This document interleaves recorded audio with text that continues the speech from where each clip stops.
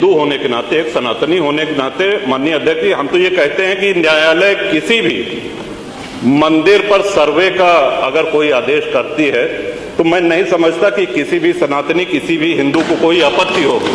हमने किसी के धर्मस्थल तोड़ के अपने धर्मस्थल नहीं बनाए। करें, जहां करना हो सर्वे करें। हम कभी गुम्मा अद्धा नहीं चलाएंगे, हम पत्थरबाजी, हम न्यायालय के निर्णय का सम्मान करेंगे। न्यायालय ने किसी सर्वे का आदेश दिया तो उस आदेश को पलटने के लिए क्या तरीका है?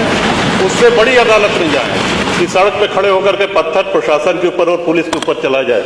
इस सदन की कार्रवाई लाइव देखी जाती है, रिकॉर्ड रहता है। माननीय नवाब साहब हमारे बहुत अच्छे मित्र हैं, साथ में मंत्रिमंडल में भी रहे। पहली बात तो ये स्पष्ट हो जानी चाहिए कि जो सर्वे हो रहा है वो न्यायालय के आदेश पे हुआ है।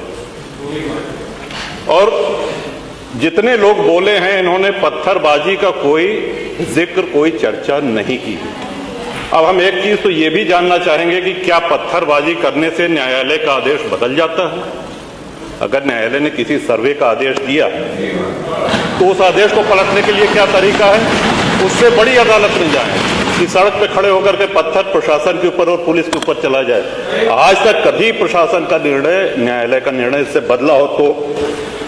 दूसरा, श्रीमान, पुलिस और प्रशासन के लोग जो घायल हुए हैं उनके प्रति किसी ने कोई पीड़ा, कोई चिंता व्यक्त नहीं करी। बहुत गंभीर मामला है ये। ठीक उसी तरह है जैसे बहराइच में 22 साल का एक नौजवान राम गोपाल मिश्र, 4 महीने पहले शादी हुई थी, उसकी हत्या कर दी गई। इतनी निर्मम हत्या करी गई, इतनी गोलियां शरीर में मारी गई, हाथ के नाखून भी निकाल लिए गए। अपराध क्या था कि उसने अपने धर्म का एक झंडा लगा दिया। श्रीमान, इसी चर्चा में एक बड़ा रोचक तथ्य सामने आया। माननीय नवाब साहब ने कहा कि कुंदरकी में लूट हुई है, लूट करके, वोट लूट करके ये विधायक बन गए हैं। वरना कुंदरकी में 65% मुसलमान हैं, 35% हिंदू हैं, तो रामवीर सिंह कैसे जीत जाता? ये कार्रवाई में है हमारा। तो मनवर, एक सवाल हम ये भी करना चाहते हैं कि जिन विधानसभाओं में मुस्लिम मतदाता की संख्या हिंदू से कम है, क्या वो लूट करके विधायक बन के आते हैं? या क्या हिंदू बाहुल्य जो विधानसभाएं हैं वो मुसलमान को वोट नहीं देती? इस हिसाब से तो यही लगता है कि सबसे बड़ा आश्चर्य धरती का यही हो गया कि जब 65% मुस्लिम है तो हिंदू कैसे जीत गया? आज पहला दिन है इन लोगों का सदन में। हमने अनुरोध किया था जो नए सदस्य जीत के आए हैं कम से कम परिचय करा दें, हम लोग भी पहचान लें। हमारा कोई परिचय नहीं है रामवीर जी से, लेकिन वो निर्वाचित सदस्य हो चुके हैं, सदन के सम्मानित सदस्य हैं। उनका इस तरह से अपमान करना, उनको लुटेरा कहना, ये तो आपत्तिजनक है।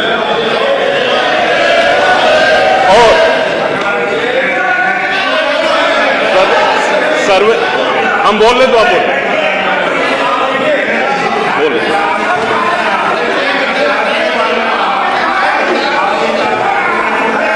माननीय अध्यक्ष जी, 2 मिनट में अपनी बात समाप्त कर रहा हूं। 2 मिनट में अपनी बात समाप्त कर रहा हूं। हम लोगों ने भी बड़े धैर्य से सुना।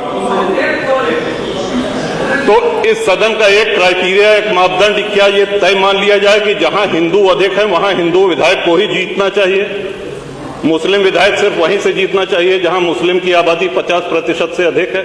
अगर ऐसा नहीं हुआ तो ये मान लिया जाए कि वोटों की लूट हो रही है या विधायक लुटेरा बन के वोट को लूट करके जीत करके आया है, बेईमानी से आया है। तो श्रीमान, ये तो इन शब्दों को कार्रवाई से हटाया जाना चाहिए। ये सदन के विधायक का अपमान है। और एक बात और कही गई कि सर्वे शांतिपूर्ण चल रहा था।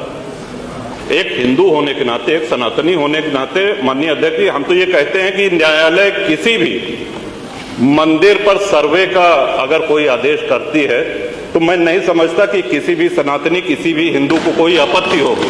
हमने किसी के धर्मस्थल तोड़ के अपने धर्मस्थल नहीं बनाए। करें, जहां करना हो सर्वे करें। हम कभी गुम्मा अद्धा नहीं चलाएंगे, हम पत्थरबाजी, हम न्यायालय के निर्णय का सम्मान करेंगे।